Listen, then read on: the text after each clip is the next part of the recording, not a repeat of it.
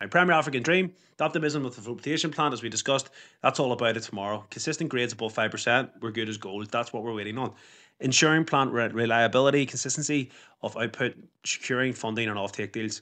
Yeah, consistently, if you're producing this here stuff, we're probably going to be looking at some sort of investment coming in, ideally, rather than diluting shareholders. We're obviously thinking, well, what's the crack with Glencore? So we're fingers crossed for all that.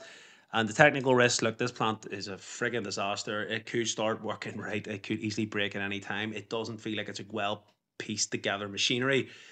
Let's just fingers crossed it works now. They've got it right and it is going to be smoothly, but I still feel like there's a risk there potentially.